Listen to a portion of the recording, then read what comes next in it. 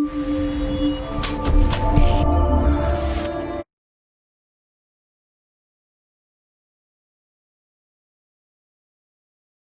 the name of Allah, who is the most beneficent and merciful. Assalamu alaikum students. How are you? Hope you are doing well. Today I will teach you English class 3 and our topic is finite and non-finite verbs or infinitives. Objectives are you will be able to know about finite and non-finite verbs. Wow, look at this picture. What is this? Yes, it is a big city. And sentences are he lives in a big city. And second sentence is they live in a big city. जैसा कि हम पहले पढ़ चुके हैं तो आप मुझे बताइए how many parts a sentence has. Yes, a sentence has two parts, subject and predicate. Okay, now tell me what is a subject? Good. In sentences, we speak about somebody or something that is called subject. Sentences में हम किसी शख्स या किसी चीज़ के बारे में बात करते हैं that is called subject. Okay, अब इन सेंटेंसेस में देखिए. First sentence he lives in a big city. इसमें सब्जेक्ट क्या है? Well done. He is our subject. और second sentence they live in a big city में सब्जेक्ट क्या है? Good. They is our subject. Okay, do you know about predicate? Superb. The part in which something is said about the subject is called the predicate. Sentence के जिस part में हम subject के बारे में बात करते हैं that part is called predicate. In sentences में देखिए और मुझे बताइए कि इन सेंटेंसेस में प्रेडिकेट कौन सा है? Good. He lives in a big city में ही सब्जेक्ट है और सब्जेक्ट के बारे में जो बात हो रही है lives in a big city ये प्रेडिकेट है. इसी तरह second sentence they live in a big city में दे सब्जेक्ट है और live in a big city predicate है. सुपर.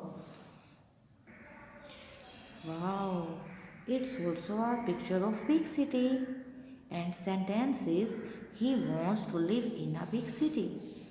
अब मुझे बताइए इस सेंटेंस में सब्जेक्ट क्या है? Yes, he is our subject.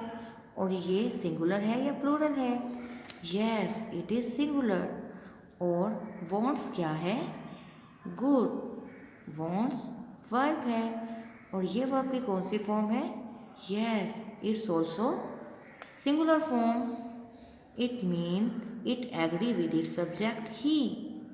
क्या इस सेंटेंस में कोई और वर्ब है? Yes, to live is also verb.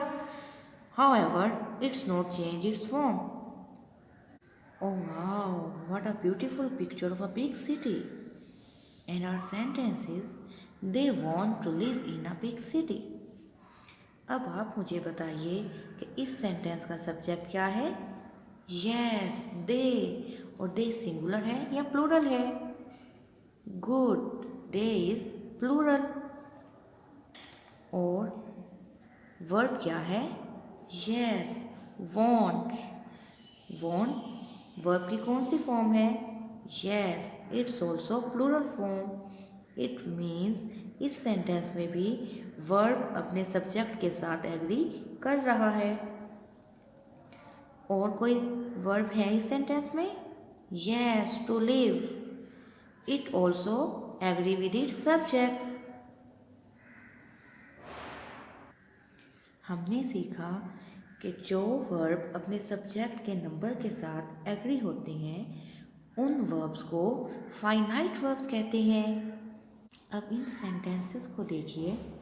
Kulsum likes to read and the girls are learning to dance.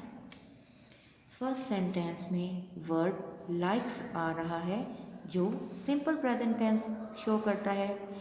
जबकि सेकंड सेंटेंस में वर्ब लर्निंग यूज़ हो रहा है जो प्रेजेंट कॉन्टिन्यूस टेंस को शो करता है। देखिए इन सेंटेंसेस में एक और वर्ब भी यूज़ हो रहा है, to read and to dance. ये दोनों वर्ब्स अपने सब्जेक्ट के साथ एग्री नहीं कर रहे क्योंकि रीड प्लूरल फॉर्म है जबकि कुलसूम सिंगुलर फॉर्म है। इसी तरह सेकंड सेंटेंस में टू डांस भी अपने सब्जेक्ट द गर्ल्स के साथ एग्री नहीं कर रहा। So these kind of verbs are called non finite verbs. याद रखिए कि non finite verbs finite verbs की तरह अपनी फॉर्म चेंज नहीं करते। सो हमने सीखा कि वर्ब्स की टू मेन काइंड्स हैं, finite and non finite verbs. Now open your grammar tree page number 39. Let's start to read. Finite and non-finite verbs or infinitives. A verb which agrees with its subject in number or in other words is controlled by the subject in this way is known as a finite verb. वो verb जो अपने subject के number के साथ agree करता है या जो अपने सब्जेक्ट के साथ कंट्रोल होता है उस वर्ब को फाइनाइट वर्ब कहते हैं। In sentence I lives is a finite verb for it agrees with its subject he in number singular. Sentence I में फाइनाइट वर्ब लिव्स अपने सब्जेक्ट ही जो कि सिंगुलर है उसके साथ एग्री करता है। In sentence J lives In sentence J, live is a finite verb for it agrees with its subject they in number. जबकि second sentence J finite verb live अपने subject they जो कि plural form है उसके साथ agree करता है। However, in a sentence there can be a verb or verbs which do not agree with the subject in number.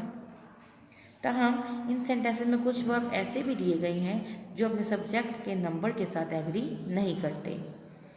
के he wants to live in a big city, वो बड़े शहर में रहना चाहता है। L they want to live in a big city. Note that in K the verb wants is singular because the subject he is singular. Sentence K में verb wants singular है क्योंकि उसका सब्जेक्ट ही भी सिंगुलर है। In L the verb wants becomes plural want in order to agree with its subject they. जबकि second sentence में want अपनी plural form में चला गया। वॉन्ट अपने सब्जेक्ट दे के साथ एग्री करने के लिए क्योंकि they is plural in number. However, the verb to live remains unchanged. ताहम verb to live change नहीं किया गया। Look at the following examples. Kulsum likes to read. The girls are learning to dance.